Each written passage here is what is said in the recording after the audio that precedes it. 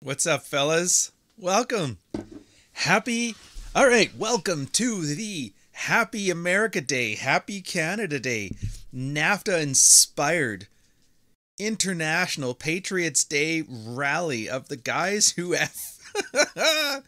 Yeah, I came prepared. My girl always coming through. She's sitting there. She got some tickets to Nicki Minaj. Her work gave her like, here, have some box seats. Got to have the box seat right by Drake hanging out. And then we saw Miss America herself, Miss America, and thought, you know what? I'm going to save this for America Day. I'm going to save this for an America Day. So yeah, welcome, fellas. And I figured since we're doing the Canada Day, America Day celebration, why not take the most Canadian of Canadian-themed Red Morning intros and bring it to you guys. Sada Neguta. I don't think I'm pronouncing that right, but whatever. So, hello from Brampton. I was thinking today, I was like, man, I'm going to give you guys something different. We got to do something. So, I put away the novelty sunglasses. These are the proper Clubmasters. Like, these are the ones that you pay money for and brag about on social media or some shit. I don't know, whatever. They offered me a deal. They're like, if you buy those reading glasses, we'll throw in the Clubmasters for free. And I'm like, damn right, sir. Sounds good. So now I can see clear. So we're good. I thought Nicki Minaj was in Dutch jail. Look, we have too many Americans getting imprisoned for their beliefs and for believing in America. Pat Stedman's in jail for believing in America. Cake Tits is in jail for believing in America, and it's just not right. Why is Ryan using Shia clips? Doesn't matter. I don't know. Does anybody really know? Worst start of Pride Month ever. Well, I got the colored. Anywho, so I was like, I was doing this thing on Twitter, and it kind of got me inspired of what to podcast with you guys, because for those who come to the Red Pill, most that I've talked to come here because some woman did them wrong, you know?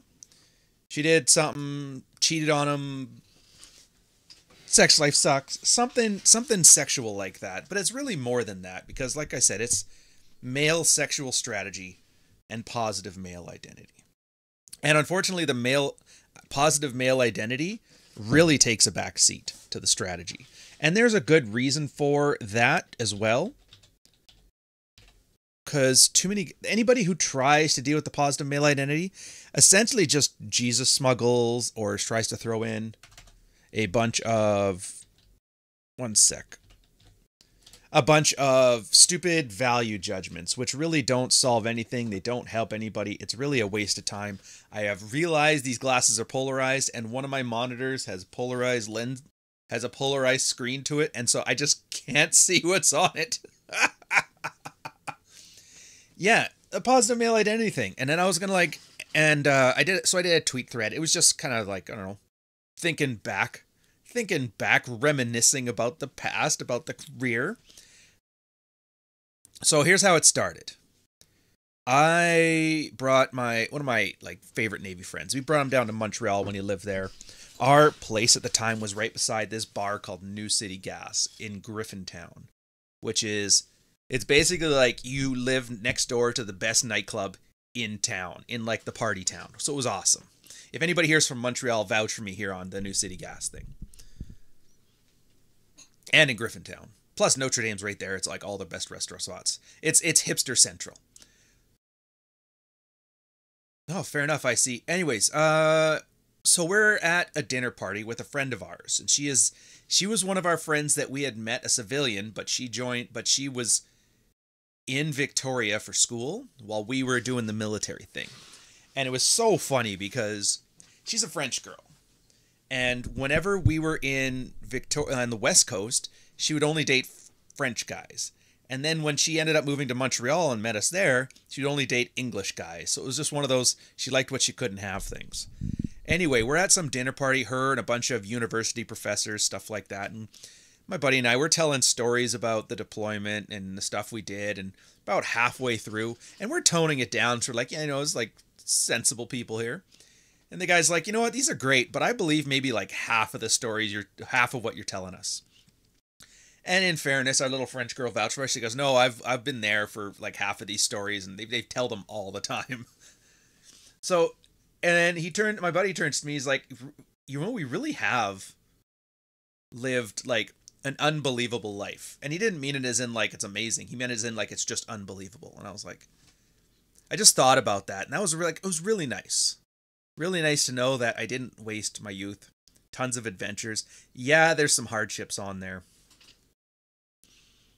And there's no real, I know it doesn't, it exists, but it's harder to find. Most guys have to take a big risk to get there. And if you do find it, for the most part, it's almost like an accident. It's almost like an accident. And then I started thinking about the military time. So I'm not going to tell a military story here. I'm going to tell an end of the military story here. Everybody knows when you're in the forces that, and it's going to get to positive male identity. You just got to bear with me, I promise. I tell you what, we'll even do like a nice transition. Because we're doing America Day, where is Buddy? Yeah, there he is. You want to tell me why the majority of people that voted yes, I can be submissive are men? Just want to talk a little bit about why I love women. And the majority that said no are women? I would love y'all to ponder that for a fucking second. I love how they always make sure, by and large, they shower the feminine energy that girls put out. It's magnetic. You think I can be submissive? You fuck! I adore it. Fun fact, she's from Vancouver. Lives downtown. Makes money off her OnlyFans to afford real estate in Vancouver. Pretty impressive. Pretty impressive. Oh, where was I going with this? Yeah. Everybody knows when the Conservative Party of Canada is in office, you will get, in the military, you will have an increase in the amount of forces. We meet our NATO 2% expectations. You get a bunch of equipment. Pay-wise, not so much. Usually you'll get some cuts right there. But it's like, so you're not going to get paid as well, but you're going to have fun. And you're going to enjoy yourself. And you're going to kick ass. As much as Canadians can. When the Liberal Party of Canada gets in power, you can expect a reduction in forces. And you can expect everything to suck. But because federal employees always petition and get pay raises during Liberal Party of Canada thing, you can get off, so you get paid better. But it's a miserable experience, and you just take your check. And sure enough, so I got out in 2015, literally the year that my boy Trudy got elected in 2015. And I was like, look, timing was good on that one. Timing was great on that one. So when I left, about a year later, I start rekindling with some of my old shipmates, ask what's going on. Me Too was running around the country. Cats versus dogs. Harvey Weinstein ruined it for everybody. Bill Cosby was going to jail. The heart of the nation gone in an instant. Why? Because whammon. That's why. But we're good people, and we don't like struggle hugging. So we're going to crack down. And the military all of a sudden had, out of our top brass, we've only got maybe... Actually, I even looked this up before. I know this thing. Let me pull up the list. Which one is the list? The amount of general officers and flag officers. That's so for officer military ranks. There's sub-lieutenant, lieutenant commander, captain, and then after captain you get to your admiralty ranks: commodore, vice admiral, rear admiral, and admiral. Generals, there was like brigadier general, something else general, and then general. So for general and admiral, we only get one. That's the commander of the Canadian forces. Everybody else is one of those lower ranked flag officers. We only have maybe 2 dozen, and most of them are in NATO appointments. So far as Canada goes, well, like Comcan Fleet Pack, Commander Canadian Fleet Pacific, Comcan Fleet Land, etc., etc. So yeah, so we don't have that many. And all of a sudden, 6 guys were getting Me Too accusations booted out of the forces. It was crazy. We're like, dude, I know they keep telling us about, like, women are treated horribly in the military and sexual assault runs rampant, but like 6 and top brass? Dude, once you're up in like the higher officer ranks, that's very political. People there are very, studious, and they put on a facade. It's like, there's a great article about a 30-year career in ass kissing. Like, you don't make mistakes and stuff like that. That's crazy. Now, also, at the same time, a lot of our deployments and a lot of our operational stuff, those are the people that are supposed to go to bat for us against the political arm, and they never did. So I'm kind of like, at the same time, couldn't have happened to a better guy. It's like Pat Stedman going to jail. So I asked my buddies about that, and they're like, yeah. So do you know, now you can look up the names later if you want to, anyways. So do you remember this guy, Commodore Wapty Splash? And I was like, what?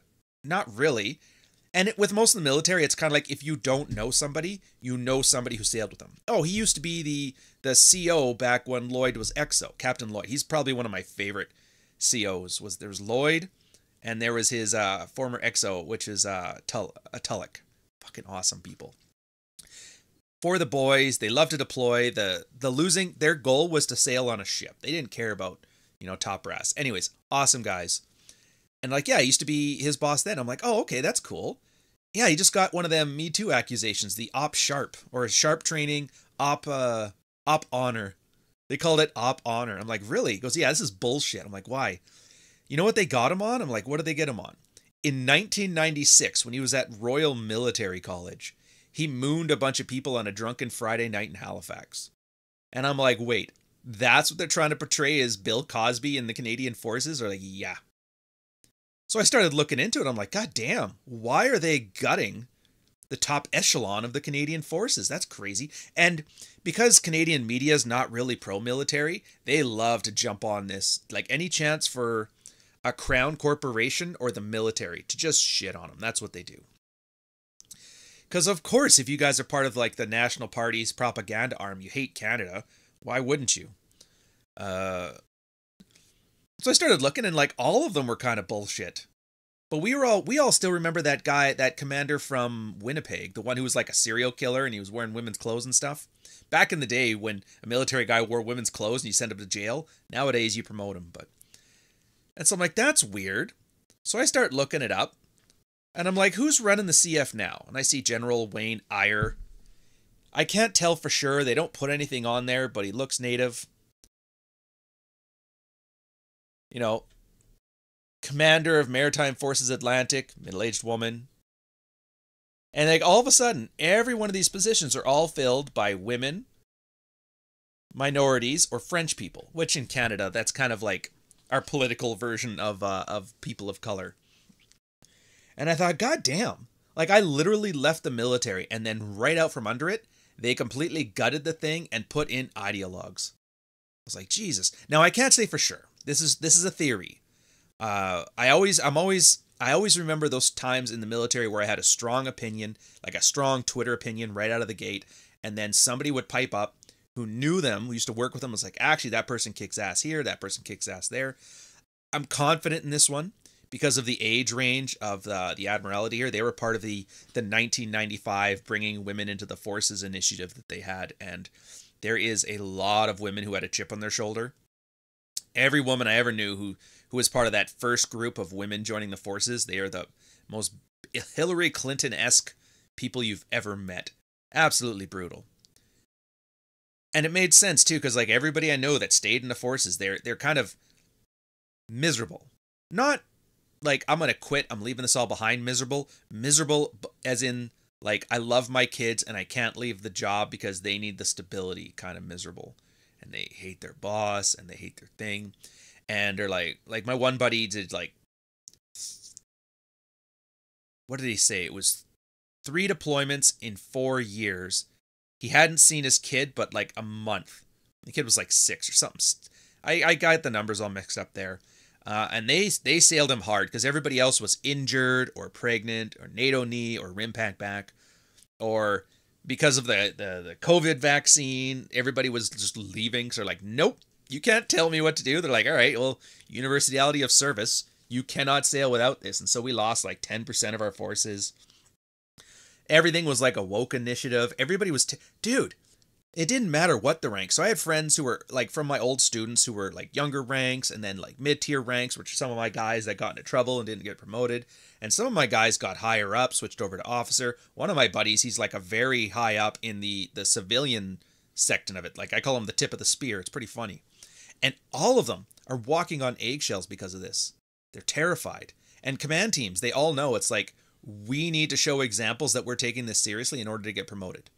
So they're actively hunting for Me Too accusations, for anything like that. And so it created I don't even want to say a toxic work environment. Men were essentially being hunted for sport in the military. It's a good thing we didn't have a deployment, although I'm pretty sure the reason why this stuff went rampant is because we didn't have a deployment. Like if we had war on terror shit, it probably wouldn't fly. If we had Mogadishu or Black Hawk Down, would not fly. But hey, make hay while the sun shines. Things are going really well right now. Let's hunt us some white guys. Wando, €2 super chat. Coach, I thought you were about to storm the Bastille. I was thinking about it, but I decided against it in the end. Yeah, so it was just fucked. And it was one of those things that really helped me with like the anger phase. You know that? Like when you first, like, dude, I was angry. I was so angry.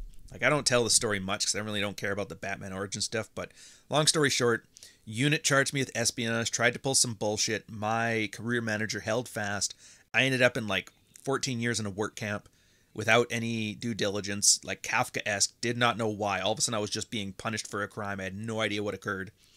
And then I finally got my interview with the cops, and they'd bungled it up so bad that and everybody was so embarrassed that they didn't want to admit fault in anything that they just let me sit there and burn. And the stalling, and because of that, the 14 months there, that's 14 months in a highly competitive career field that I already had to fight against, like getting women promoted ahead of me and, you know, that stuff. Like the minority card didn't count for shit.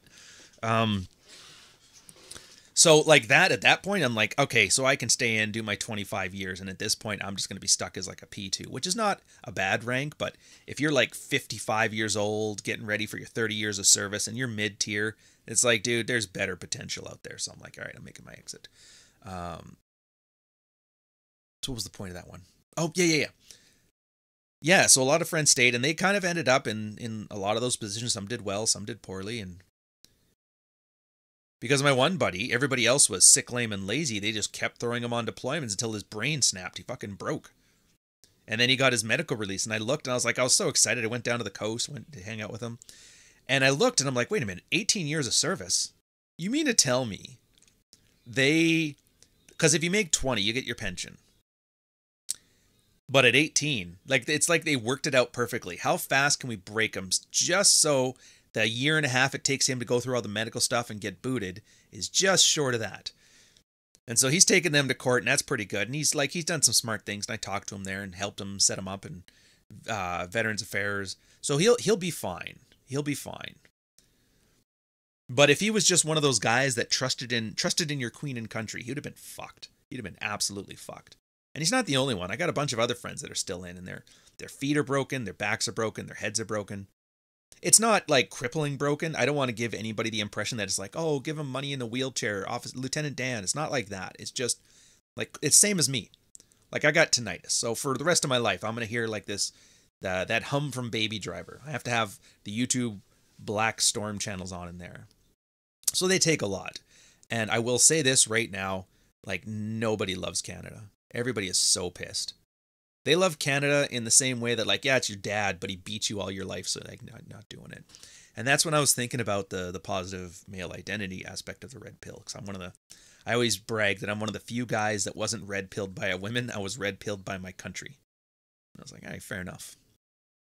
And that's why the positive male identity stuff kept coming. And that's where I kind of started focusing on things that other guys did. And most of it was just like getting your dick wet, getting your wife to lose weight and fuck you better. And I was like, all right, that's a part of it. And then for me, it was like noticing my relationship with my parents, promise keepers, that kind of shit, not healthy, deal with that. Great. Deal with this. And because of all of this military bullshit, it really helped me with the anger phase in that. Like, can I really get mad? All those people that fucked you over, all the punishment, all the damage in the military, like, what would the alternative been? I always think about this for a lot of you guys too. Your wife cheated on you and you took half the shit and took the kids. What would the alternative been? You're sitting there, broken man, plodding along, barely coping. Things end. It's not good. Like it's just like mild misery, but you're able to handle it. And I'm like, that's a horrible place to be. So I always, and then my saying to this was, it's like the equivalent of you being one of those kids that your dad beat every day. So when you grow up, you promise and vow to never beat your kids and you become a great dad. Like, your dad taught you that lesson, but he doesn't get to take credit for it. Same thing here. Had this stuff not happened, I wouldn't be where I am today, sitting here wearing $400 Club Masters in a Hawaiian shirt, talking about my dick with a giant Nicki Minaj poster behind me. You know what I mean?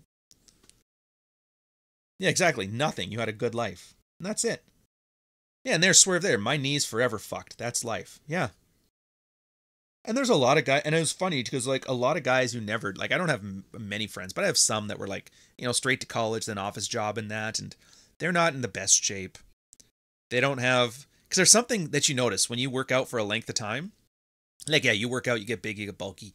But if you've been working out for like 10 years, 20 years, like your skeleton starts to get tougher. And so even if you lose weight afterwards, like if you ever seen a bodybuilder, retired bodybuilder, and they're thin and they're skinny and whatever, but you look at them and they got like this Neanderthal skeleton to them. And I'm like, yeah, okay. So they don't have any of that. And now they're having to catch up now, starting to work out. They have like the framing of like a 18-year-old. Interesting. Yeah, the Quebecers are conservative, but in a weird French nationalist way, which kind of looks lefty. Yeah, like when you guys are talking about the Quebecers, that is true. Quebecers are all about French nationalism. There is left coast Frenchies, there's right coast or east, left and right Frenchies. But they all are kind of like, they band together when it comes to taking more Anglo money. And politics and ideology makes no difference. Whatever the Anglos are doing, we're not doing it. And then they'll bicker over that stuff. Yeah, you're all just here to talk about dicks, admit it. Wow, now we're talking about broken ass knees. Yeah, so if you're smart, you kind of do your best to avoid injury. One of the things that I loved was, so when I first got in, and you always get the stories from the guys who are like in my position now that were there then, like the guys who have been in for 20 years, and they tell you what's up, and they tell you these stories about how they got fucked over, and it's so unbelievable. You're like, whatever, that would never happen to me. Then it happens to you, you're like, fuck, he was right. It's too bad he's dead. I could have told him thank you. The one they always told us was for medical problems, right? Always get that checked. And it's like, why? What are they going to do? Just going to give me some medication and go? It's like, no, that's not the point. The point is you want it on paper. You want it on paper that you went to the MIR, you got, your knee was fucked, your head was fucked, this was fucked. Because then, when it's time to get out and you notice, hey, I have tinnitus now, you get to go to Veterans Affairs and go, look, my university health service caused these issues, and I'm entitled to this much of a medical thing. You just follow the policy. It does not matter if you're faking it, if you're lying. Like I don't have a friend, but hypothetically speaking, if I did, he got out on a medical pension for an injury that he was not faking, but definitely adhering to policy in a malicious way in order to meet the universality of service requirements for a medical pension. I'll leave it like that. You do the math. Anyways, super impressive. I thought I did well. Like, I leveraged the stupid work camp and all that stuff. I mean, it was a stressful time, but according to policy, that was PTSD. And so and it was funny because like my fingers were almost chopped off and I got arthritis from the car accident, a little nerve damage in my leg, ocular bone snapped off in my eye. And they pay you depending on what body part. So like for like almost losing my hand, for that, I got like, they gave me some money. And then for the head stuff, it was like 4 times as much. Tax free. And I was like, Jesus. So you mean to tell me you're better off losing an arm than getting your feelings hurt? And you're like, yeah, okay, whatever. Andrew Tate's remaining in passport, $5 1 cent super chat. If Fresh and Fit can't keep the women accountable, the Bears will. Dude, that bear conversation is nothing but like nonstop laughs. I'm still seeing memes and jokes and shorts on it. It's fucking hilarious. So yeah, positive male identity. How do you thrive in this stuff? How do you get past it? There's a lot of vets in the red pill, by the way. I have found that when you ask like what kind of careers people have that join the red pill, especially married red pill, you will find a lot of cops, a lot of veterans, a lot of lawyers, and doctors. For some reason, those are like the four thing. And you'll see some business owners. I'd say that's a fifth, but it's a very long trailing fifth. But those tend to be the big ones. And I would argue the reason for that is probably because these are the types of industries and careers that guys have to read a lot of policy documents. So they're used to having to write governance documentation and that, which pairs well with the whole thing about field reports. At the same time, they are the ones that tend to have, I call them like, I don't want to call them alpha male incubators because I can't think of like, but it definitely filters it. Like if you have CAD in your DNA, it's going to amplify the shit out of that. If you've got simpish, beta bucks on your side, it will amplify the shit out of it. You will have a single mom, instant family, stepkid to 5 different dad kind of guy, or you'll have the guy that like runs through women like goddamn marathon. You just don't have any, there's no average people in these kind of positions. So that's my theory. I don't know if it's true. It doesn't really matter. Yeah. I stole the payroll girl's standing desk. Definitely been helpful. I also rub it in her face when I see her. That's good. So thinking about all this, yeah, it's like how does a guy thrive in these kind of environments? It's like, and at the time it was bad. When it was work hard, play hard, mission first, people always, well, people never, but you got to give lip service to it. There was a lot of bullshit there. How do you thrive through that? And honestly, the best approach that guys had was just focus on your winger. Like my very good friends, because we stuck together as a team in this hostile environment, we thrived. So for example, I'll tell you this. I was telling this story. Who was I telling to? Oh, we were out to dinner with some like a work function type thing. And I was talking to a coworker of the old lady, and turns out she was an army brat, so we were telling some military stories, and everybody else around us was horrified, but it was pretty funny. She's a very demure person, and then all of a sudden it's like, oh yeah, I remember that. And I was telling the story because she knows like the East Coast and the West Coast Navy, completely different Navy. When you think drunken, partying sailors, wearing women's clothes, lipstick on the brow, that's East Coast stuff. East Coast, it's like a non-stop party. West Coast is a little more entrepreneurial. For example, our hull techs, you have to keep so many 8x8s, like big, thick pieces of wood. It's for flood protection, stuff like that, because they find it's much better than the steel girders for doing that kind of thing. So we always have to complement on board. But what a lot of these guys would do, like the senior hull techs, is when they'd go, they'd have their pallet of like pine or spruce or Canadian wood. And when we went to Southeast Asia, they would sell that to there, because there it's like a fancy ethnic, like, oh, it's exotic wood, great. And then we'd come back with 8x8s of teak, which for them it's just like, that's just whatever. And then you bring home, teak wood, a pallet of teak wood, and they'd pocket like a couple $1,000s off the thing. And I was like, oh, that's kind of cool. Or a lot of guys for like, they would set up their own suits business, like in Hong Kong and Thailand, how you can go there and get your suits fitted for you, and then you stay there for the weekend, and then by the end of the port, they ship it to you on the ship. It's awesome. We basically funded an entire town to make suits. We were like H&M. So what guys would do is they'd start up a business, do all the measurements, get the guys back home, go to Thailand, and then when they're in Thailand, get all these shoots measured and made. And because, yes, there's a lot of issues with, and I'm speaking hypothetically here, because this definitely didn't happen. There's not an issue with customs and having to pay duties and this stuff, but let's say you work in a space that has a lot of mechanical areas or some top secret areas that people aren't allowed in, and you just treat that as your personal closet for this stuff. Then who are they to know? Nobody did that, but you could. Anyway, so after they paid taxes and duties on the suits, they go back, they make, so it's a very entrepreneurial place. One of our bosons, she got fake tits one day, which is crazy because man hands and leather skin, but I mean, I guess you got to lead with your assets, right? We stopped in Croatia. Loved it. Split, Croatia. If you've never been, go there. I would argue, out of all the underappreciated places in Europe, Split, Croatia. It's like partially, it's got a little bit of the Slavic to it. It's got a little bit of that continental European to it. And then it's got a little bit of that Mediterranean. It's like a mix of everything, which makes sense because Croatia's history over 2,000 years was basically every important empire in the world took them over at one point. So you have like a little bit like, oh, there's some Roman stuff. Oh, there's some Greek stuff. Oh, there's the British Empire. They invented the necktie. I remember this. You go to this one store and they have a giant necktie on the wall. It turns out Croatian soldiers were fighting and their wives would make them neckties and they wore those into battle. And the queen looked at that and was like, oh, that's amazing. What are those from? She explains the story. That's how Brits took the necktie and made it theirs. Interesting story. I don't know if it's true, but that's what they told me. And there was this one Roman emperor.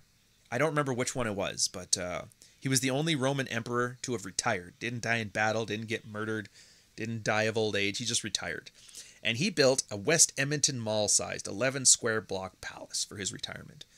And the city of Split decided, instead of just having it sit there as a ruin, we're going to renovate it. And so they turned it into like one of those 15-minute cities. You go have coffee on the patio. People had condos that were part of the palace. Very small. But it was just cool. It's like living in the Colosseum.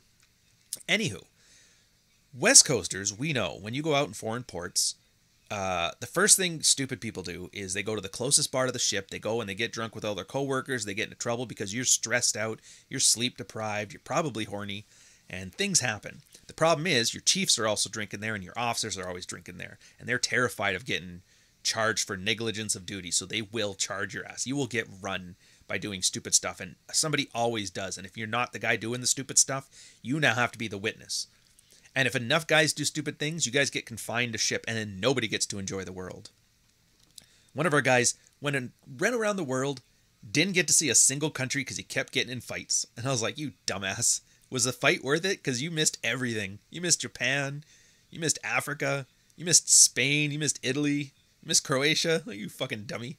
You caught Costa Rica, so congratulations there. U.S. military black ops smuggled drugs. Canadian military smuggled teak. Well, there was a drug smuggling operation there too, and that's another story. That has nothing to do with me. But it had to do with the chief, though. The chief, our first coxswain on our ship. Long story. So when we got to Croatia, the first thing is we scatter. Everybody scatters. You pretend like you're not a sailor. You leave. Me and my friends, we always had a rule, a 6-mile bubble. It was always inversely proportional to the distance you were from the ship, how many sailors you run into. And then we would make sure we're outside of the 6-mile buffer where at best you run into one guy and you both give each other the we weren't here nod. And then you get into a lot of trouble. Like that was the one thing that scared us because we were talking about this. And it was like, you see all these things, the Me Too stuff guys are getting charged for. It's like we were twice as bad as that. Imagine if we had done this in front of anybody, we could get fucked. And it's like, you could be 20 years into your career and something that happened on year 5 can come back and haunt you. It's like, yeah, it's scary. The ones that are still in, those are the ones that are terrified. Me, I was like, yeah, it sucks. But that's the thing. It's Damocles' sword, man. And that's kind of, it's hard to articulate. And the men's rights activists are always such big, dripping fags with this stuff. But like that takes a toll on somebody when you can't entirely entrust your environment. It's all adversarial. You kind of have to put a facade on at work. You can't, I don't even want to say be yourself, but you can't be comfortable and hyper-focus on the job, which for the military is absolutely horrific. Horrific. You want guys to be 100% focused on the mission, not focused on covering their ass at the expense of. Because I'm telling you right now,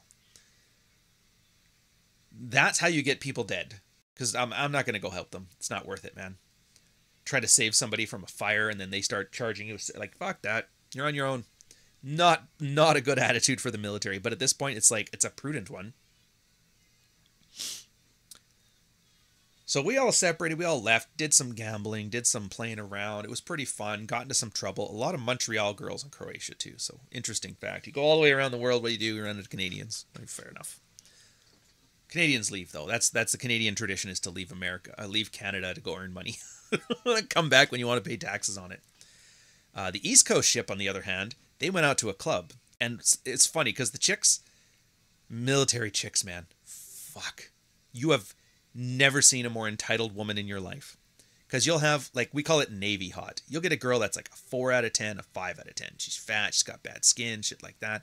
But you've been on board for 30 days and like on midnight lighting, so it's only red light, which removes all skin blemishes. And there's 20 guys for every girl on board. So that girl gets the amount of male attention that like a chubby thought on Twitter gets. Like, it's crazy. And so they become the most entitled, selfish, cock-teasy women ever.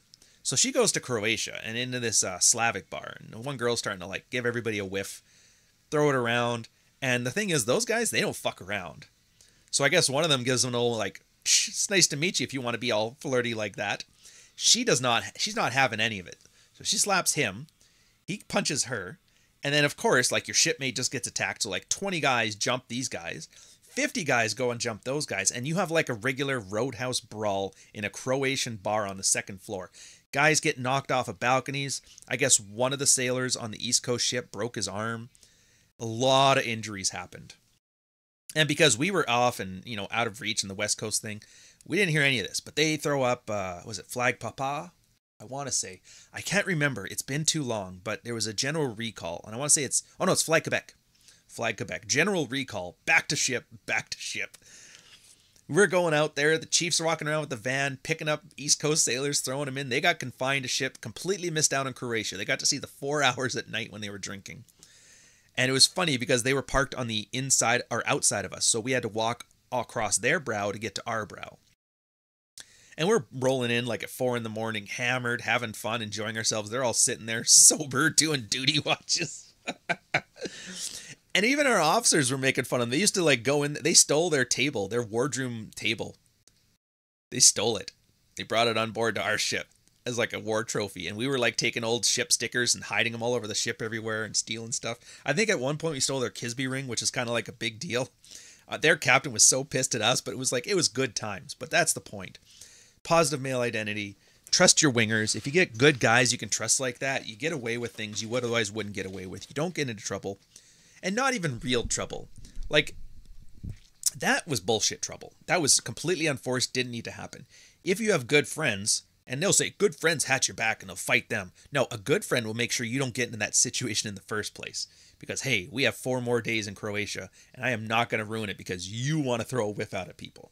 But, again, we had 0 women with us on the thing. We ditched them. We're like, only locals. Or I guess foreign women. Because... and here's another story for you. When I first got on board, there was the crew there. They had just gotten back from their own deployment. So they had a different deployment. They were kind of burnt out and just enjoying themselves. And the trip was to Guam. One of the girls on board, one of the new ones, she was a lesbian. Not that it matters for the story, but it kind of does, but sort of. Anywho, so one happy crew, we go out. We're in Guam and we're drinking.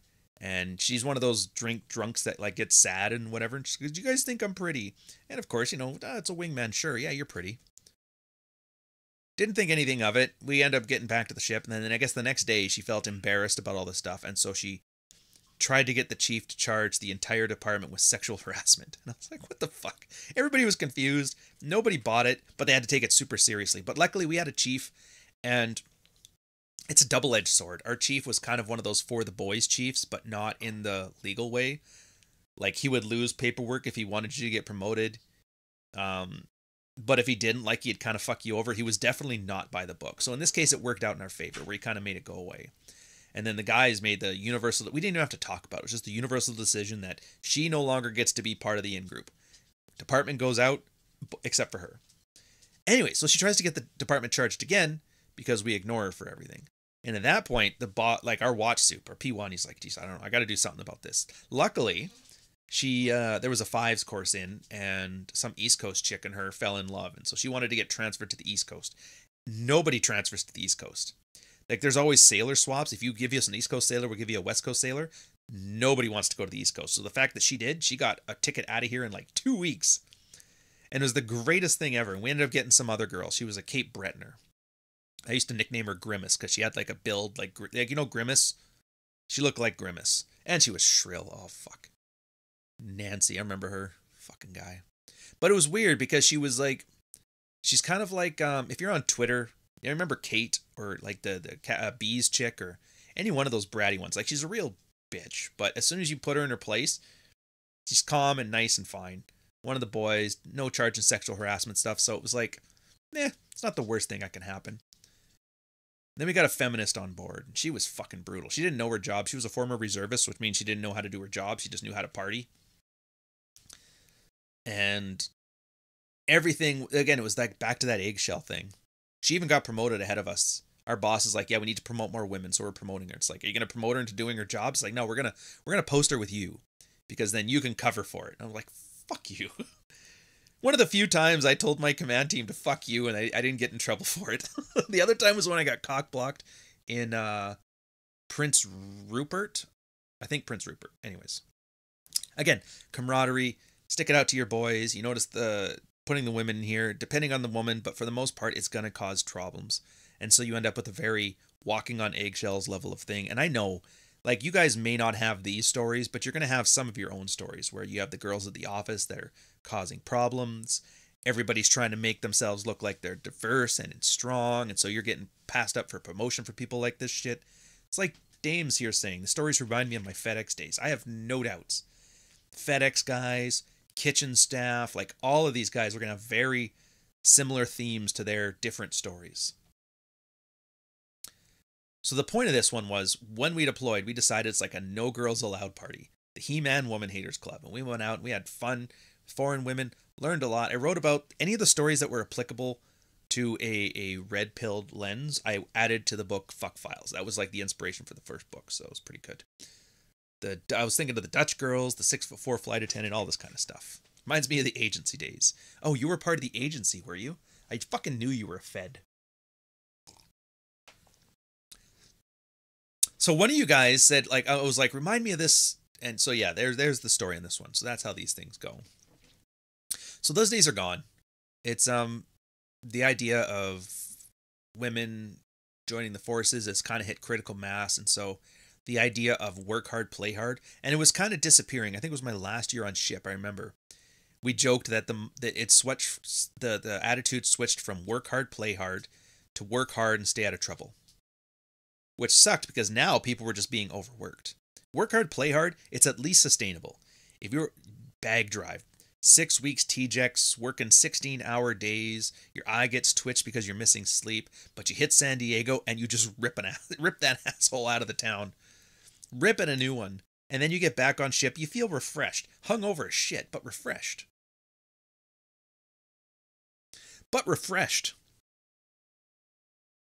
Yeah, those are gone now.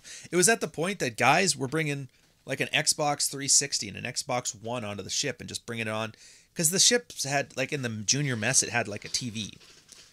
And normally it was just, there was always like an episode of Rome or Empire on. And you just sit there and like, I have to go to work. So I've seen the same 10 minutes of Empire 30 times.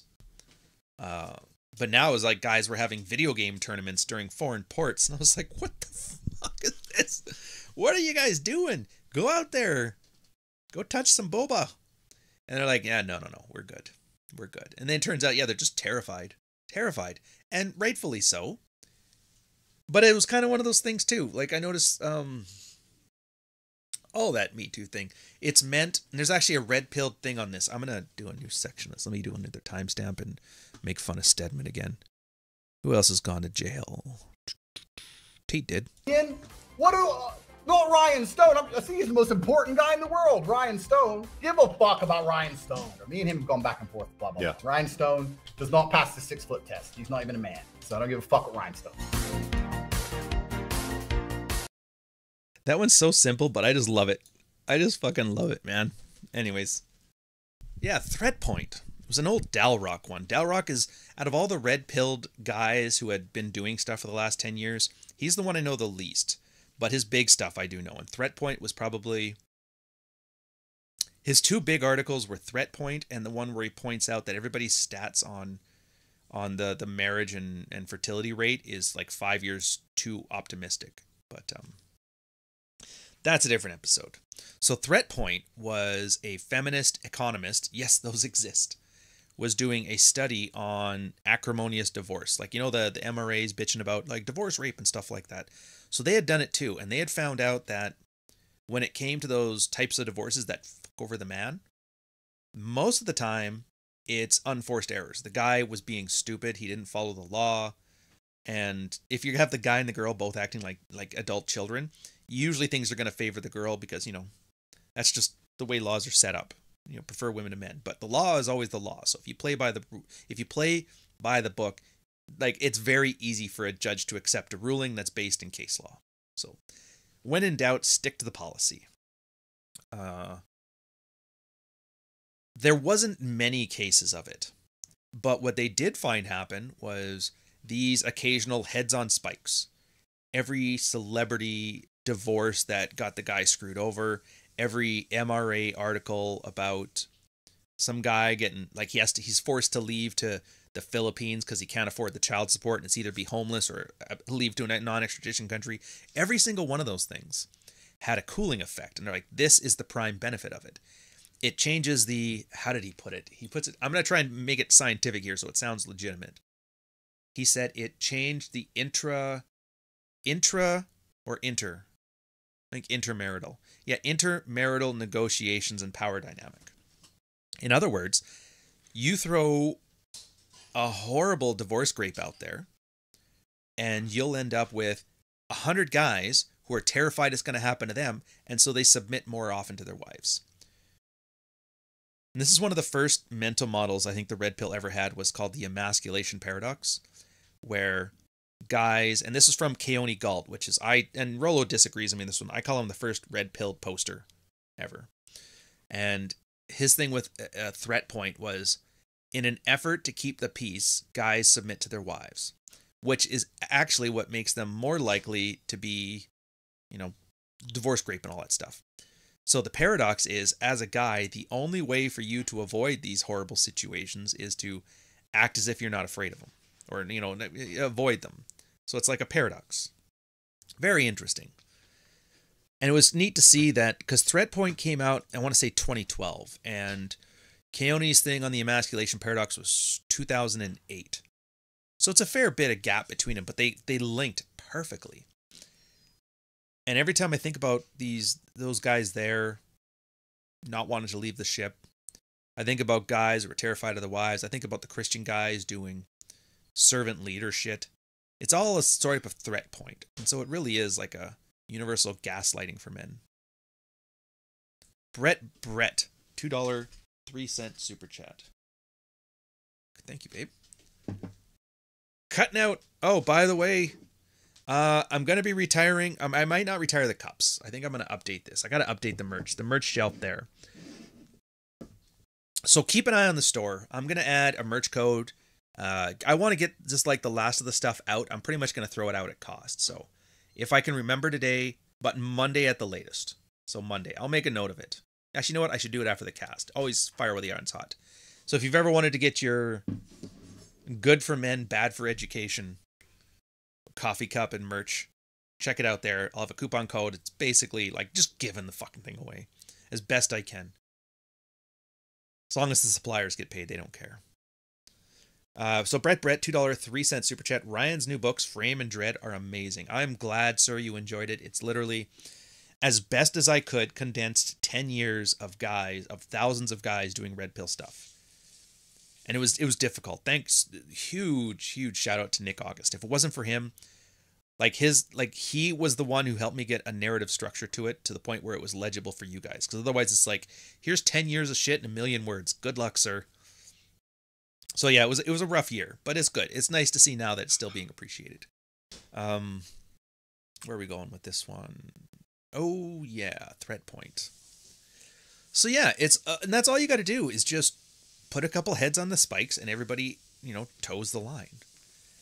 And this has the internal effect of, and this is where Roosh V actually had a really great point back in the day, back before, I think it was even before neo-masculinity he was talking about this, which if you don't know, that was like red pill, except for no gays allowed, which, whatever. It's Roosh.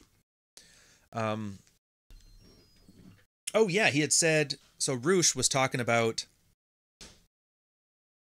Black America is white America 10 years earlier, which is true. When you see the effects of like the sexual marketplace, divorce, child rearing, family formation, all that stuff, Black America was ahead of white America by like 5 to 10 years. They always were. Oh God, that's good. We went with cardamom because we have like it's Canada Day. I decided to add our national spice and I put cardamom in all of it.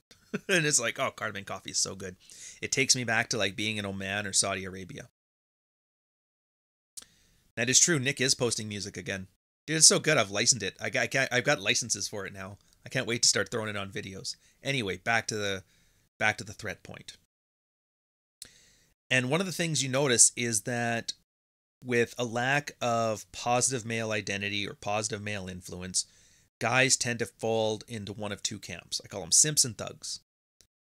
Simps and thugs. And that's the, I guess that's the threat point, simps and thugs. Same topic. So guys either become hyper masculine or they become submissive. And that's where you get the servant leaders on one side, and then you get like the CAD, like the Andrew Tates on the other side. And that's kind of the two realms people go in, because without any male influence, without any positive influence, guys just go to their base instincts. And single moms will get you one way or the other. Which is really annoying, because those are and then once you start seeing like threat points added, the guys who are simps will absolutely terrified of it. And the guys who are thugs, heck, whatever.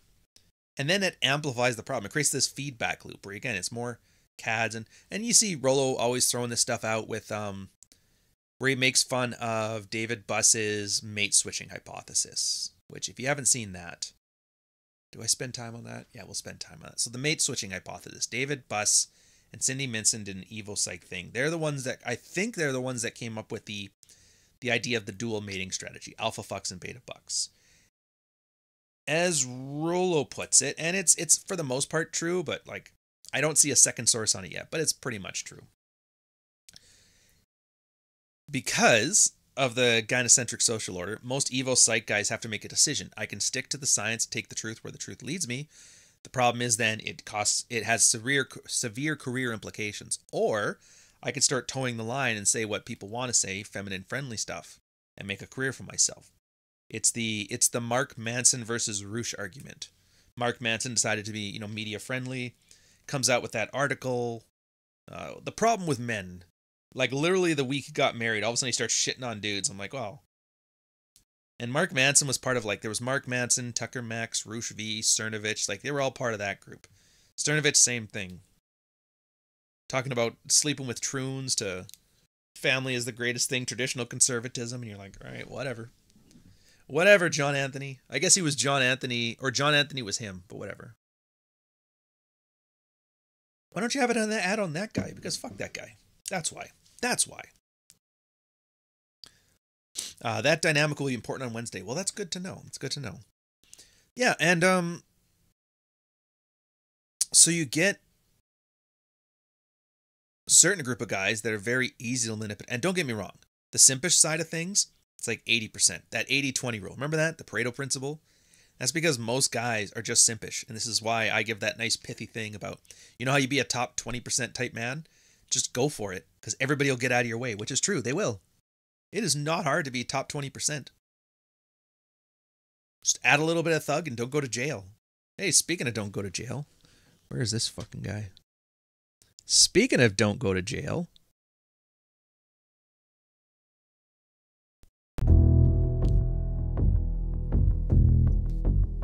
I don't know. But I only know what my heart feels. And my heart still feels like the best. The best is yet to come. The best was not yet to come. Oh, fucking guy. So and I know this is a bit more meta. Most guys are just like, they come here because like, how do I get laid? What do I do? What do I say? How do I work out? Shit like that, right? And it's true, but you always have to keep in mind the ultimate purpose for it while you're dealing with on the ground stuff. Because if you're not developing positive male identity and you're not developing male sexual strategy, all you're doing is you're trying to be a demagogue attracting sycophants. There is and this is the part, so this is my little rant about this space. You know what? I might even make a recording on this one. I'm going to specifically record this because I cannot... it makes me sad. Today, the year of our Lord, Canada, America, NAFTA Day, 2024, we have more people creating red-pilled content than we have in the last 20 years. And there has been nothing new or useful or even properly repackaged in that time. We have never had less actionable advice, practical mental models, strategies ever. And it makes me cry. Fresh and Fit have an audience of millions. Pearl has an audience of millions. Andrew Tate had millions. We have less now than we did when it was a bunch of just fucking divorced yahoos in the So Suave forums in 2004 doing it in between shifts at work. How sad is that? How sad is that? Makes me absolutely embarrassed. I'm literally the last of the Mohicans in this shit. Just for dread and frame, and I'm not tooting my own horn like I'm awesome, because it's not that I'm awesome, it's just that everybody else is making no effort to be awesome. That's been like the two most substantial pieces of work. Actually, Rollo's book on religion, I would say, is too. So yeah, there's like two of us left. And the Rule Zero guys, they're doing their thing too. I'm actually looking forward to... Nuke said he was going to be doing himself a book too. Seeing the master classes and that. So yeah, I don't want to throw any of those guys. But you know what I mean? With the exception of like a very small group of guys. Most people are just fucking around. Fucking around. Not just fucking around, but actively making things worse. Which gets back to the men's rights. I fucking hate some men's rights guys. You know how their big thing was like, we need to spread awareness about these men's problems. Spreading awareness. Since 1976 with Herb Goldberg's The Problems with Being Male. As a push against second wave feminism, the men's rights advocates decided to raise awareness about how men were being downtrodden and nobody gave a shit. And you know what? Because of Threat Point, they're actively making it worse. Every time there's a guy who gets raked over the coals in his divorce, the men's rights activists are there, parading it to as many people as can see it. And they think, now that we have awareness, guys will stand up and make the changes. But no. What ends up happening is those guys become terrified of the threat point and start acting even worse. And if you ever wondered why I refuse to talk to any male MRAs, Paul Elam, that Paul Wright, Peter Wright, all these guys, I don't give a fuck. Anytime they try and engage me, I will just send them a goatsy, a big gaping asshole, because that's just about as productive as anything you have to say, Mr. Elam, you fucking useless tit. Heartfelt. Mr. TX Squishy gives me 129,500, I think those are dongs, isn't it? Bird, US, beer, hamburgers, football, Statue of Liberty. Oh, yeah. Well, technically America Day is on the 4th, but it's Canada Day today. Last year, for this, what I did is I had my old battle ensign. I actually have a battle ensign. Ensign just means flag for military, by the way. I had done it as an art project. I had actually given it a distressed look to it, kind of like a Jasper Johns vibe. And so I had my distressed Canadian flag in the background, but this year it's Nick. Look at those honkers, man. Fucking good honor. I hope she gets out of prison soon. What do you think about Homath's channel? Look, I don't know the guy. I get why people like his content, but meh. I wish him the best. I do hope he kind of like... It would be nice to see if he started to practice what he preached. I guess that's the best way to put it. I'm not going to give some stupid shit about receipts, but there's certain times when he does something and you can just kind of tell that there's a lot of stuff in the red pill that if you don't have experience in it, the way you convey that information, you tell on yourself. And I noticed some of those things, which kind of sucks. Kind of reminds me of Illimitable Man. Remember him? He was like a prolific red pill poster. He used to talk about all kinds of stuff. Dark Triad, loved it. Turns out, fucking neat. Neat with an online girlfriend who was cheating on, like, holy Jesus, man. You don't need to be an alpha male with a Bugatti to get, like, generalized respect, but, like, get your feet in the game, man. Go on a date. Go sleep with some girls. Have some problems. Live life. Have some experience. Otherwise, all you're doing is just following policy. It's no different than Karen in HR. It's like, well, that's not what the book says. It's like, I think we can do better. I mean, we can't do better than that. I just did a rant about how we're not better than that. But you know what I mean? Which Canada do you live in? My Canada Day is... Isn't it July 1st today? Oh, it's June 1st. Whatever, it's the Canada... That's why I called it NAFTA Day. That's why I called it NAFTA Day. Yeah, so it's the Canada NAFTA Day.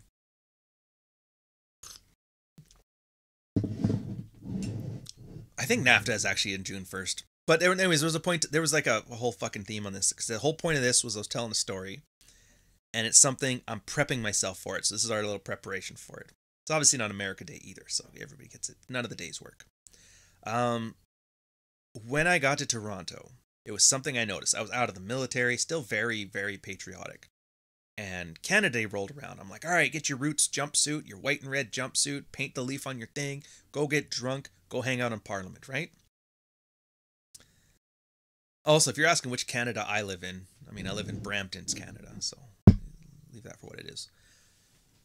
So I go out and it's Canada Day. And yeah, people are walking around. There's some Canadian stuff on there, but it's mostly like the same day as if there was like not even a festival in town. Just like, oh, it's a really nice day. Let's go to the park. It's like that. And I was like, huh. And Pride is now.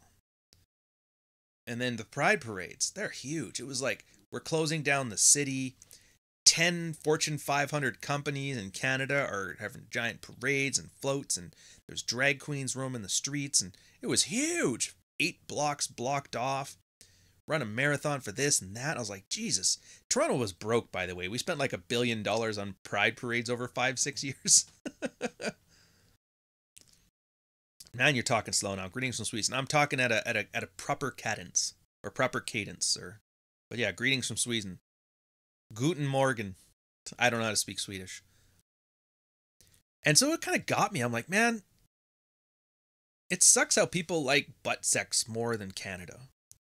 But I'm like, you know what, whatever. It is what it is. And then I get home and the CN Tower. It's our Canada's national landmark. They have like lights on it. And they can flash it up and down and up and down. And I was like, oh, for Canada Day, that'd be great. They can have like white and red at least. And then they put the rainbow things on in Canada Day. And I was like, son of a bitch. What the hell, man? Like, they can't even give us the one day. It was all about that. And then it was like, I don't know, just slowly but surely, Canada's getting beat down to the point that it's like a threat point thing. Like, we got problems, and it's like, where to start? Oh, we had like a thing. I guess I'm going to switch this up to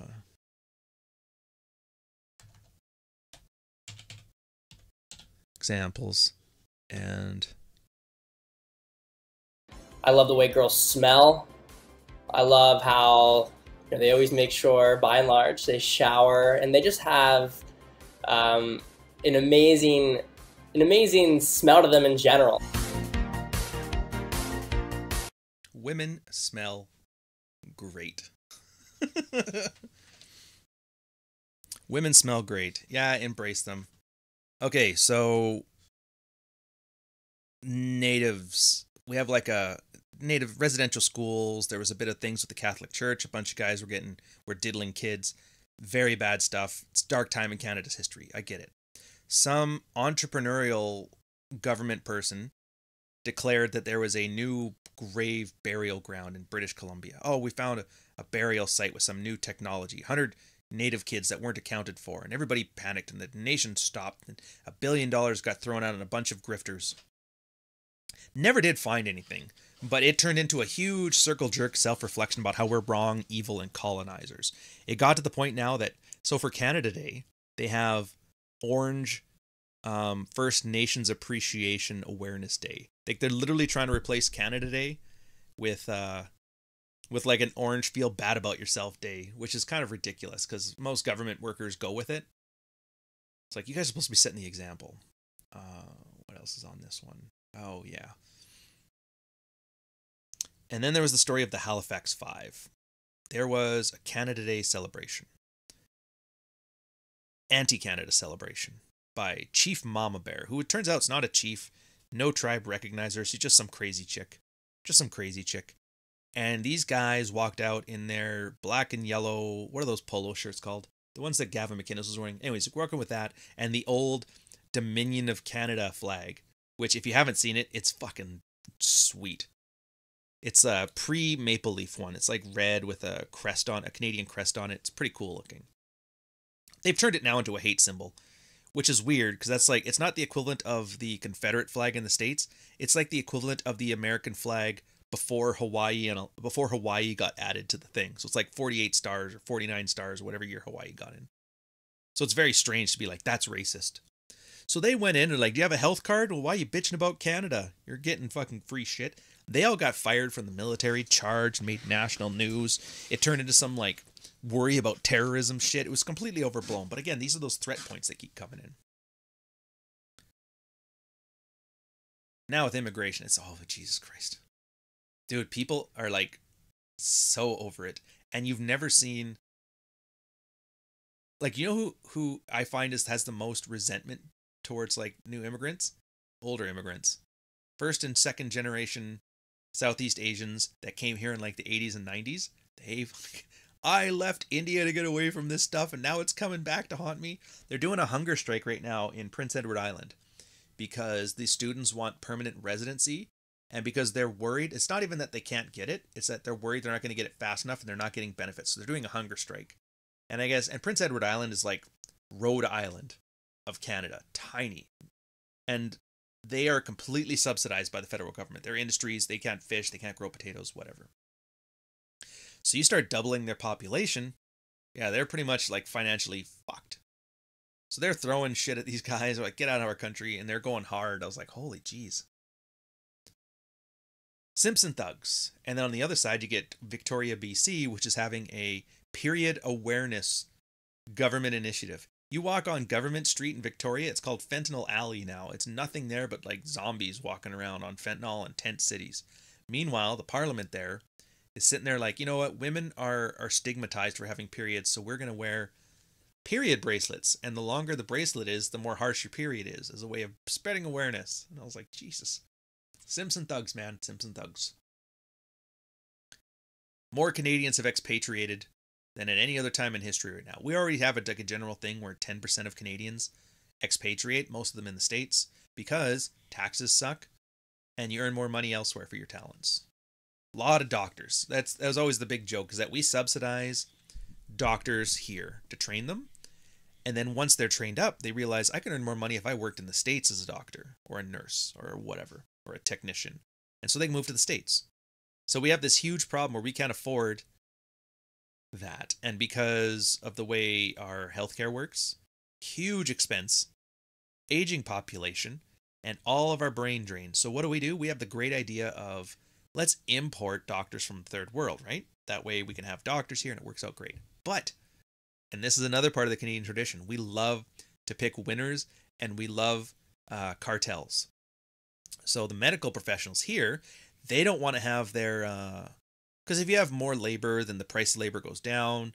Because it's all subsidized federally anyway, they're already kind of getting shitty paid, so it's more of a survival tactic. They put all these roadblocks in place to keep these new doctors from your training. So you're going to get, you get doctors are subsidized by taxpayers here to move to the States to work there. The doctors that stay here put roadblocks in the way to keep third world doctors from training or from working here. So you'll have third world doctors driving cabs, bitching about immigrants. It's Canada. It doesn't have to make sense. And I know a few people that are, like nurses, doctors, and that, and they just like, they always complain about this, that, and the other thing. But then when you start bringing this up, they bring up some justification as why it's needed. Oh, their training's not quite as good. So they have to come here and take another 8 years of medical. And no 40-year-old doctor is going to take 8 more years of medical school to practice in his 50s. It's like, fuck that. That's in a lot of our industries. And again, I keep thinking back to positive male identity. This is here. It's the same as the situation in the military. It's the same as all these ones. What are you going to do about it? You got to do something. Stick to your buddies. Build yourself communities. Build yourself groups. Do your self work. Go to where you're treated best. There's a lot of, and these are, it's red pill in a sense, but it's also kind of not. So I don't want to drift too far from it. Phil McCracken, $4.99 super chat. Couch, teach me to be alpha enough to not know what month it is. I know what month it is. I told you, it's NAFTA Day. Look at the thumbnail. The title says it all itself. The NAFTA-inspired Canada Day, America Day Patriot rally for guys who can fuck. So it's NAFTA Day. NAFTA-inspired America and Canada Day. And I didn't know what day to put it, so I'm putting it in June. Because, yeah, when I do, like, the proper... I don't know... what day is the Canada Day and America Day fall on here? Hold on a sec. I have to find when the actual... Yeah, because Canada Day is on a Monday, and America Day is on a Thursday. So I'm not going to have a chance to do a show on that. So you get what you get. And I didn't want to have this Nicki Minaj poster go to waste. So here we are. I didn't want to get the Club Masters to go to waste. But thank you, Phil. Yes, it's purposefully done. And it's meant to be obtuse and kind of goofy. Hence, why am I wearing Hawaiian shirts in the house? Where was I going with this one? Examples, threat point. Oh, yeah, so country-wise, you get that example there. And this is something that you're going to notice. Like I've mentioned it before, where guys, once they take the red pill, sleeping in their relationships, getting plates, whatever it is they do, they also start to notice that career-wise things take off. And every day I still see examples on the Patreon right now. One of the guys in there, I don't want to say who and I don't want to say what, but made like in the last year or two, made some huge advances in a career. And I'm not going to take credit for it. He did all the work. But the idea of the tools we had here being applicable to that for like not just money, but status, promotions, all that stuff. Most guys find they're leaving money on the table because they lack assertiveness. When they switch from simps to thugs and they do it in a calculated and positive way, it ends up having good benefits. It's like, awesome. Was it you that said it's true wealth is not a number, but not knowing when it's payday? Yeah, that was one of the things I said. It's you know somebody has money when they don't know what day payday is. I don't. I have no idea. But I mean, to be fair, that's because with social media and Amazon and Google, they just pay whenever. I don't know when they come in. I just, at the first of the month, I just pick a point and check there and then move the money around based on what expenses or bills or taxes go on. But yeah, you don't have to. See, I don't know what day payday is. Most guys who are good with money don't know what day payday is. But it's more than that, right? It's assertiveness, and it's being happy or proud of what you do, having a sense of autonomy, not walking on eggshells. Like for the military guys, for the most part, if you're in the military and you're listening to this and you're like, oh, what advice do you have for me? Get out. Get the fuck out. There's not going to be a new war on terror. There's not going to be some chance for you to have a thing in glory. Milk it for whatever it's worth. If there is a policy that gets you a paycheck and a medical pension or something like that, take it. Absolutely take advantage. As long as you fulfill the requirements, you're not breaking the law. So just go for it. Don't worry about ethically, ethically, they wrote down the requirements to fit this thing. If you fit the requirements, go for it. Get the fuck out. You will earn more money doing something else, and nobody's going to hand you autonomy. Nobody's going to hand you fulfillment. Nobody's going to hand you nothing. So go and take it. You eat what you kill. That's my business too. Payday is whatever day the deals actually transact. Yeah. So figure that out. Figure that out for yourself. Well, you're supposed to give me those answers. No, I can't. Nobody can. And that's what gets me too. When you see all these like online influencers talk about how they have the answers and they sermonize. Like Andrew Wilson. I'm not shitting on the guy. God knows he's kind of learning this stuff the hard way on his own. But it's like, that's why he loves those debates. Because all he does is sermonize. He just sits there and gives you a speech. And everybody else is like, oh, you lost that debate. It's like, what debate? He says he loves Jesus, his wife, his kids, and people should be Catholic or Orthodox or whatever. Like, what debate is there to have in there? How about no? Well, you didn't give me a compelling reason. Like, how am I going to give you a compelling reason to walk away from God? It's not going to happen. So these aren't arguments. These are just preaching. But and it's not him. That's everybody. Everybody does that. Myron, you don't think he does that? Dude, Myron, replace God with not being a hoe belonging to the streets, and that's the same thing. Myron and Andrew Wilson are exactly the same. Pearl, same thing. She's a bitter, angry, dad-hating chick, and she's just like, hey, these guys taught me how to talk like a 4chan retard and just go for it. Andrew Tate was just a demagogue looking for sycophants. He didn't care. I got an old video I post every now and again of him like, I respect women. I'm going to start a charity for women who don't know how to read very good. And I'm like, how well did that age?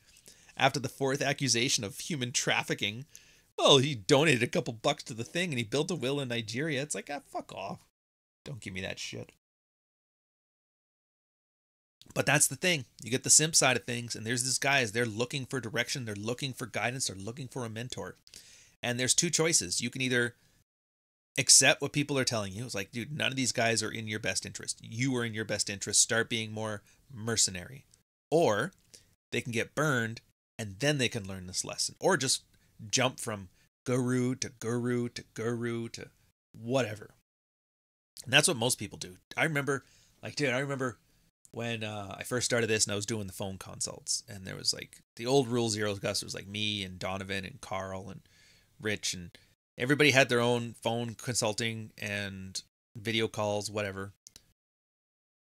All of a sudden you get this one client and he's like, yeah, I found you through Rich or something like that. I'm like, yeah, Rich, one of these guys recommended me through you. He goes, oh, this guy.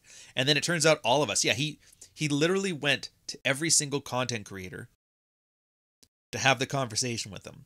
And every one of us told him the same thing, but he didn't want to hear that. So he kept going. He was looking for somebody to tell him what he wanted to hear.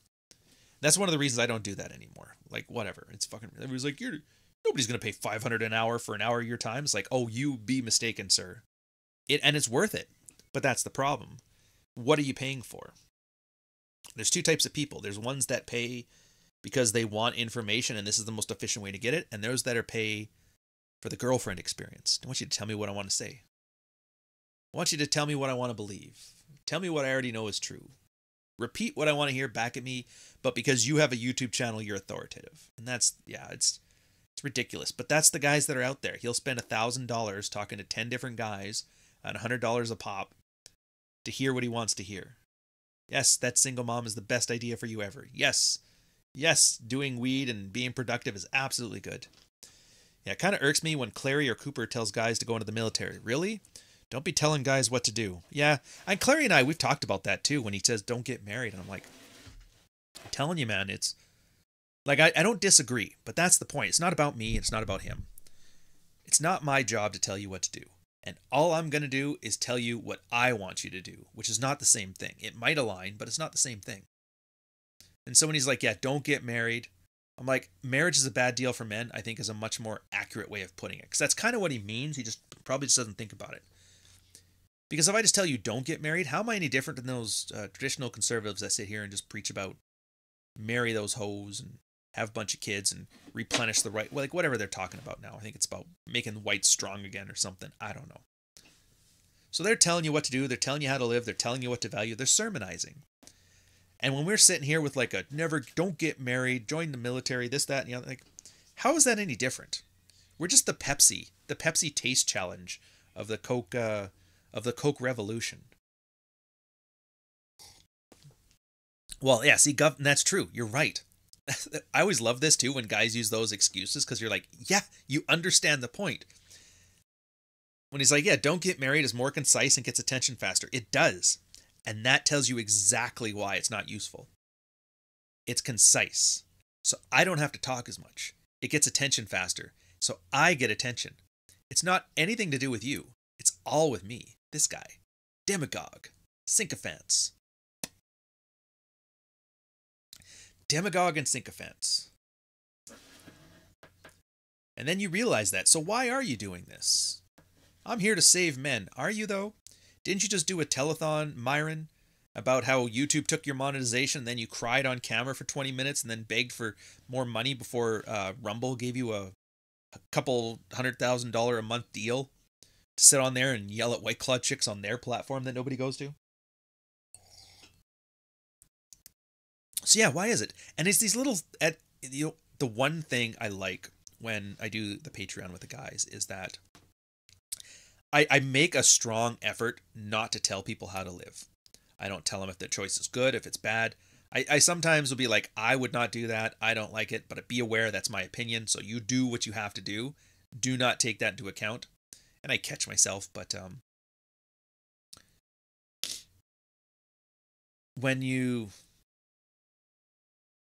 it's teaching guys how to think. not telling them what to think. Yeah, we're broke. Take it to the limit. Telling them what to think. And a lot of it is just understanding, like, what is it somebody's trying to achieve when they're talking to you. Like, I'll be flat out honest here. What is it I'm trying to achieve here? The YouTube, it does okay. It's not a single source of income.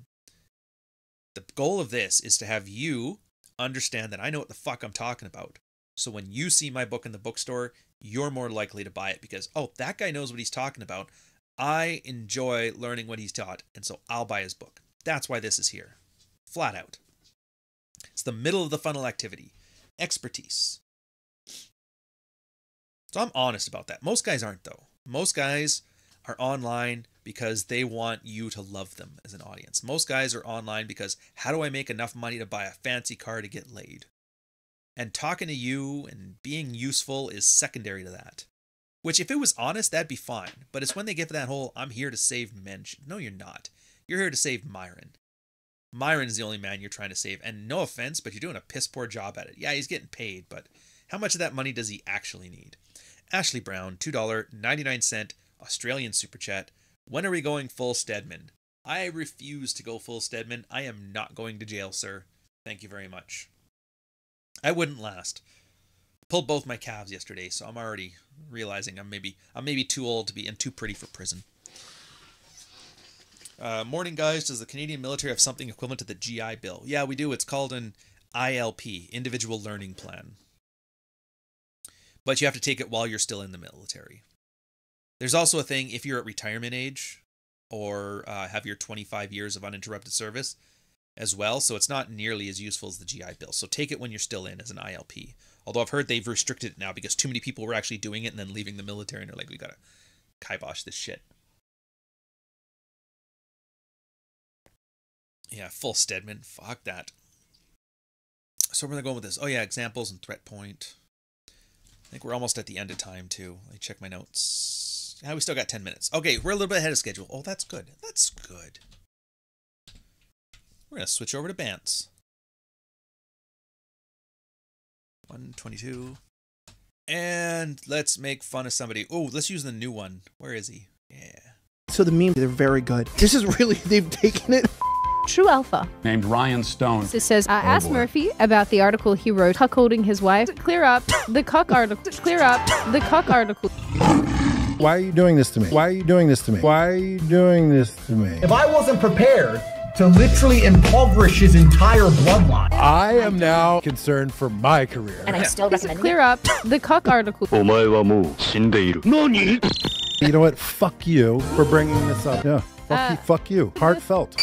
I'm not going to have those guys back on my channel again. Absolutely not. Just use a little bit of fucking common sense. It is just... That's great. That's you should. Fuck you. Sorry, apologies. Just keep going, dude. One foot in front of the other. Before you know it, this will all be in the rearview mirror.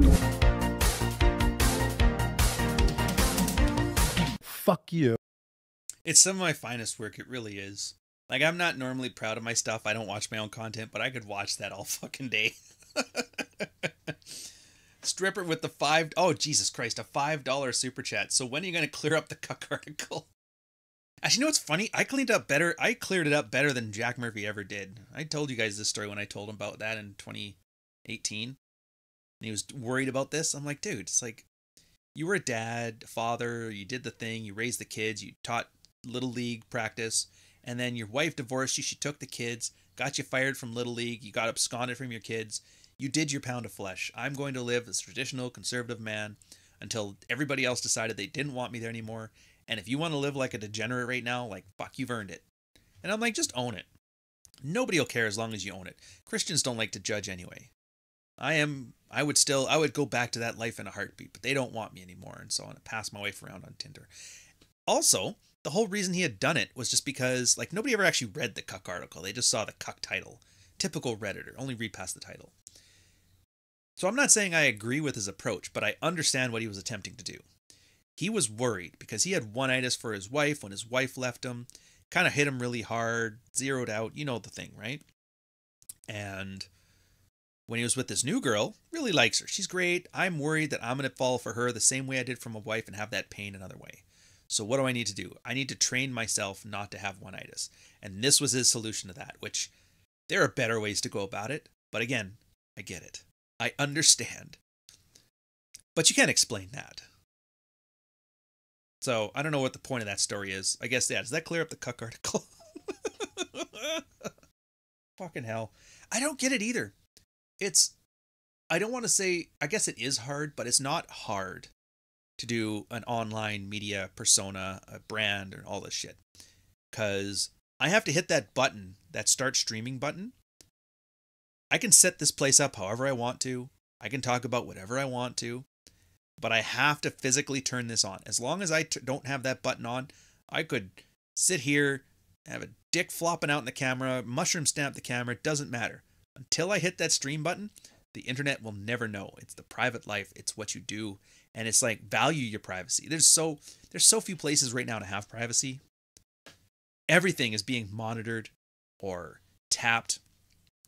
Like, dude, I'm not even saying this is like like back in my day, but like in the 90s and early 2000s, it used to be, if you left the house, you were gone. You stopped existing until you came home. So you would have to say, I will be back at 5. And then as you were going out, you had to plan for, I have to get home at 5, so I have to leave here at 4. Like, these were hard times. You couldn't call, I am on my way home right now. You couldn't call. If you were late, people just sat there and waited for you, or they left. When you went to work, your wife couldn't get a hold of you until you got home from work, so she missed you. I missed you, babe. What were you up to? Let's have something to talk about. Meanwhile, now, your wife calls you 5 times a day at the office, and you join the red pill because you have to learn how to say no to your wife. Stop calling me 5 times a day at work. Give me an opportunity to miss you. Please, I can't get work done because you're too busy calling, telling me about some bullshit. Because you're bored and lonely, and you don't have a TikTok, so thank God for that. Yeah. And so we lost. There's no privacy. You are always available at all times. Is that the point? Cell phones now. I give myself like a book cover. Because I drop it all the time and I don't want to break the screen, drop the screen, and scratch the screen. It's boomerish, but whatever. It's better than one of those otter cases. I don't want to be one of those guys. Otter cases are like the Oakley shotgun-proof sunglasses for fucking boomers. But whatever. It's mine. I'm owning it. It used to be with your cell phone, you used to change your polyphonic ringtones. So like if your mom called, it was one. If your girlfriend called, it was another. If your friends called, it was another. Everybody had their own ringtone. Everybody had their own notification sound. I used to have it separated, like a text message was one, a phone call was a third one, an email was a different one. Phones now, because every company has realized if they up engagement, the same way that they're ruining gaming, if you up engagement with notifications, people will spend more time on the apps. So now it's at the point that people just turn their phones off. Everybody's phone is on silent. And in a way, they kind of, because they did too much, now it's at the point that my phone's on silent. If my girl is out and about and she wants to get a hold of me, there's a likely chance that she's not going to be able to get a hold of me unless I happen to be tweeting at the time and see her call come in. So it's almost a good thing. So this is what gets me when you see social media guys and they're sitting here talking about their abortions on here or... Which, and I'm not shitting on anybody in specific, I'm just speaking in general, like very private things. I just had a miscarriage or anything. I even have a hard time thinking about what kind of private stuff would I not want to talk about because I just intuitively know like not to put that online. Oh, my fuck trophies for clout? Yeah, fuck trophies for clout. Where is he? Come here, sir. We need you. Walshy. I gotta put these in alphabetical. I don't usually post pictures of my kids online, but they're infants and you can barely see them, so, you know, it's fine. But a YouTuber named Ryan Stone tweeted, showing off the F trophies for clout. So the babies are trophies that I'm showing off. It's perhaps not a surprise that a picture of a proud father would be so upsetting to the sort of man who clearly never had one. Is anything he does not performative? Look at me, audience. Look how much I love my children. Look at how proud as a father I am. You can tell because of my excellent authentic acting style. It's like, fuck you, Matt Walsh. If you ever play it, it is the greatest bromance story in video games. Which one are we talking about? Oh, for my kids, I only have phone and text notifications on. All theirs are shut off. Yeah.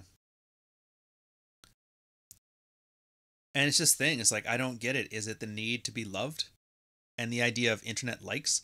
And the funniest part of that, too, is the guy performatively crying on camera, bitching about how girls are on social media all day getting likes for their thirst traps. It's like, bro, the fuck is the difference between that and you crying, take it to the limit and getting a fucking pledge drive? The only difference is you don't have tits to show off, so you have to cry like a man. Hey, Ross the Skunk, it's good to see you. $5 heartfelt fuck you of super chats. Good morning, coach. Good morning to you, too. And this is what I was talking about before, where it's like, well, what is it this person is trying to accomplish with this speech? And you realize a lot of it is just they want you to love them. I want the dopamine hit that comes with people that I've never met telling me nice things. Oh, how great is that? And then you want that higher high. Well, I wasn't just getting it talking about picking up chicks. Maybe I'll write a cuck article. Yeah. Then I'll write about my wife's miscarriage and like, yeah. Then maybe I'll show off my fuck trophies for clout. Yeah. And then something happens, like you go on Piers Morgan and he's like, hey, what's this with this fuck trophy for clout thing? And then you're sitting there like an idiot going, well, I didn't know when I had to share my private life that you were now going to discuss my private life. It's like, what? You made it a thing. Have you not learned this yet when you watch people like politics? When they say their military career is why they're going to be the best presidential candidate ever, and then all of a sudden, oh, he was a draft dodger, or he was a clerk. Like, you make that public consumption, you're going to get public consumption. Do not put it on the internet unless you're prepared for somebody to just tear the shit out of it. Never tell the internet what you love, because the internet will shit all over it. Never tell the internet what bothers you. My one social media mistake was mentioning I hate online coaches. I think it's a hypocritical, and it's a very unrealistic, overpromising and under-delivering kind of situation. And because I mentioned that, now my nickname is fucking Couch. See what I mean? Couch. Why? Because I said I had an opinion of something that I'm actually sincerely passionate about. And everybody's like, it'd be funny, let's meme the shit out of this. Never doing it again. Megatron rule. Exactly. Anyway, so this is all I got for you guys on Red Morning. Bunch of Navy stories that I promised, the idea of threat point, the example, the NAFTA Day, pre-America Day, Canada Day, Patriot rally, blah, blah, blah. You know the whole thing. I don't remember who's doing Red Morning. Let me go see if I can find who and redirect you to it directly. Let's see, Dragon Ship, this, Cold Hard Truths, that. It must be John Fitch, because he doesn't have his things on, so I can't link to it. So you're on your own. Definitely on your own. Yeah, so there you go. Enjoy yourselves.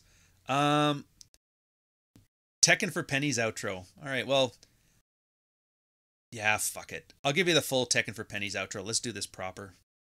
Where the fuck is it? Tekken for Pennies. If you're sitting there going, oh, my wife's a 3, I play Tekken for pennies, my name's Ryan Stone, your life sucks, it's all your fault, your fault. You can't half do anything. It's better to do nothing than to half do something. You just have to accept it. F it, let's go into ranked.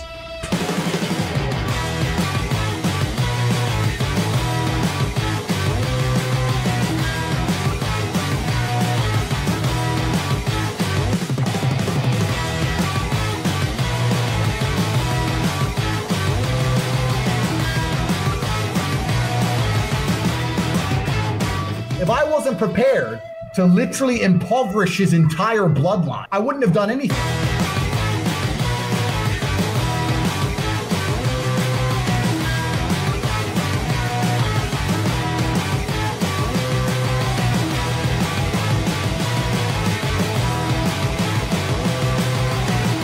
So he absolutely nailed it. Don't start something you weren't prepared to finish.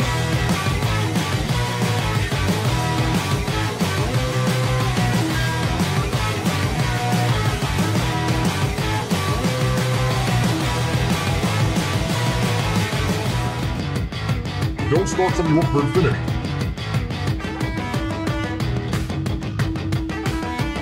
If I wasn't prepared to literally impoverish his entire bloodline, entire bloodline. I wouldn't have done anything. It's all your fault. It's all your fault. It's all your fault.